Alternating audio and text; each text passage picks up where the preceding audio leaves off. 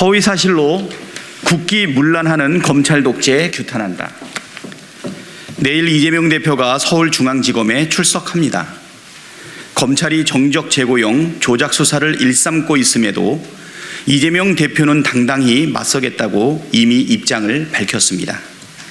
그런데도 검찰은 이재명 대표를 범죄자로 낙인 찍기 위해 설 명절 밥상에 허위사실로 점철된 괴소문을 올려놓았습니다. 이재명 대표가 김만배 지분의 절반인 428억 원을 지급받기로 보고받고 승인했다는 검찰발 언론 보도가 쏟아졌습니다. 하지만 정작 공소장을 살펴보면 아무런 근거가 없습니다. 일방적 진술에 근거한 허위 사실을 대장동 5인방 공소장에 표기한 뒤 슬쩍 언론에 흘려 이재명 대표를 범죄자로 낙인 찍은 것입니다. 비열한 언론 플레이, 그 이상도 그 이하도 아닙니다. 검찰은 1월 12일 대장동 5인방 공소장에서 대장동 민간업자들이 2015년 4월경 내부 논의를 거쳐 배당이익 분배 비율을 정했고 이재명 측에 김만배 지분의 절반을 주기로 했으며 이재명 시장이 이를 보고받고 승인했다고 주장합니다. 하지만 정영학 녹취록, 김만배 음성 파일 등 객관적 물증을 보면 검찰 주장이 얼마나 황당무계한 것인지 알 수 있습니다. 2013년 3월 21일 정영학 녹취록에는 남욱이 정영학에게 유동규와 자신의 대화를 소개하는 대목이 나옵니다. 이에 따르면 유동규는 남욱에게 2층도 시장실을 의미합니다. 알아서는 안 되고 너 말고는 네 부인도 알아서는 안 되고 라며 성남 시장실에는 비밀이라는 점을 신신당부합니다. 또 남욱이 형 그런데 시장님이 진짜 왜 이렇게 싫어하세요? 라고 하자 유동규가 XX 싫어하지 니네 라고 말했다는 대목도 등장합니다. 2020년 10월 30일 정영학 녹취록에서도 비슷한 대목이 나옵니다. 김만배가 유동규에게 천화동인 1위 남들은 다 내 걸로 알아. 너라는 지칭은 안 하지만 내게 아니라는 걸 알아 라고 말하자 유동규는 비밀이 지켜졌어야죠 라고 전전긍긍합니다. 만일 이재명 시장이 대장동 428억 원 이익 배분에 대해 보고받고 승인했다면 대장동 일당들이 천화동인을 이재명 측이 아니라 유동규 것이라고 지목하고 또 유동규가 이것이 알려지는 것에 대해 전전긍긍할 이유가 있었을까요? 2층에 알려지면 안 된다는 신신당부할 이유도 없지 않았을까요? 또한 2021년 9월 15일 김만배 음성 파일에 따르면 김만배는 이재명 시장이 공원 터널 조성 비용을 화천대유에 부담하도록 하자 땅값이 올라가니까 이재명 시장이 터널도 뚫어라 배수지도 해라 계속 부대 조건이 붙는 거야 라며 이재명 대표를 공산당 같은 XX라고 원색적으로 비난합니다. 김만배는 천화동인을 18개 만든 뒤 가까운 법조인들에게 나눠주려 했지만 성남시가 수익 3,700억 원을 먼저 배당받아 가기로 사업을 설계하면서 계획이 무산됐습니다. 김만배는 이에 대해 성남시가 너무 자기들에게 유리하게 공모 조건을 만들어줘서라고 한탄합니다. 김만배는 또 성남에 뜰 운영비 250억 원을 화천대유가 내게 된 것에 대해서도 법적으로 걔네들 성남시가 그렇게 만들었어. 이재명이 했는지 누가 했는지 아주 기가 막히게 이재명이 난 놈이야 라고 말하기도 했습니다.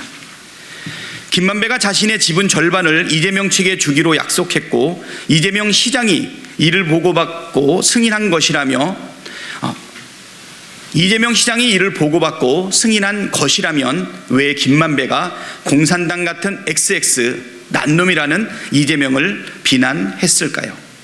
검찰은 이러한 객관적 물증을 무시한 채 자신들의 입맛에 맞는 진술을 짜깁기 하여 진실인 것 양 공소장에 적어 놓은 것입니다. 검찰의 허위 주장은 이뿐만이 아닙니다. 2023년 1월 12일자 공소장에 따르면 검찰은 이재명 시장이 서판교터널 개설 등 비밀의 사전 누수를 통하여 대장동 민간 사업자들에게 특혜를 줬다고 주장합니다. 이재명 시장이 서판교 터널 개설 정보를 계속 공개하지 않다가 대장동 지역에 대한 수용 보상가액 산적이 마무리될 무렵인 2016년 11월 8일 도시계획시설사업으로 서판교 터널을 추진한다는 계획을 공표하였고, 이에 따라 2016년 중반에 진행된 수용 보상가 감정에 서판교 터널 개설에 따른 지가 상승 분야가 반영되지 않아 민간 사업자들이 토지 취득 비용을 정을감하고 동시에 택지 분양 수익까지 크게 증가했다는 것입니다.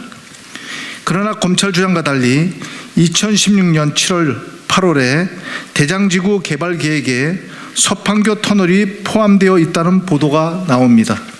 심지어 이전인 2015년경부터 부동산 카페 등을 중심으로 서판교 터널에 대한 정보가 퍼지고 있었습니다. 네티즌들도 이미 알고 있었던 사실을 마치 대단한 기밀처럼 포장하여 이재명 대표를 대장동 일당에게 특혜를 제공한 범죄자로 만든 것입니다. 이처럼 검찰은 이재명 대표를 범죄자로 만들 수 있다면 사실관계도 선택적으로 발췌하고 검색도 조금만 해봐도 알 수 있는 허위사실을 버젓이 유포하는 행위도 서슴지 않고 있습니다. 나아가 수사 대상도 쇼핑하듯이 선택적으로 고르는 게 검찰입니다. 야당 대표에 대해선 없는 사실도 조작해 범죄자로 만드는 검찰이지만 본인은 물론 인척, 자녀까지 대장동 일당과 얽혀있는 박영수 전 특검 그리고 50억 클럽에 대해선 수사하지 않고 있습니다. 정영학 녹취록에 등장하는 양 변호사, 윤갑근, 김수남 등 검찰 식구들에 대해선 수사하고 있지 않습니다. 이유는 짐작 가능합니다. 현재 서울중앙지검에서 대장동 사건을 수사 중인 고형권 제4차장 검사, 강백신 반부패 수사 3부장, 호승진 부부장 검사 모두 박영수 사단으로 꼽히는 검사들입니다. 역시 대장동 사건 수사를 지휘하고 있는 송경호 서울중앙지검장부터 수사를 담당하는 박기동 제3차장 검사와 어미준 반부패 수사 1부장은 윤석열 사단 소속으로 알려져 있습니다. 이재명 대표는 이 같은 검찰의 극악한 정치 탄압, 짜 맞추기 표적 수사에도 수차례 당당하게 맞서겠다는 입장을 밝혔습니다. 더불어민주당 검찰 독재 정치탄압대책위원회 또한 당당하게 맞서 싸울 것입니다. 국민 앞에 끝까지 포기하지 않고 검찰이 허위 날조 수사의 실체를 낱낱이 밝혀낼 것입니다.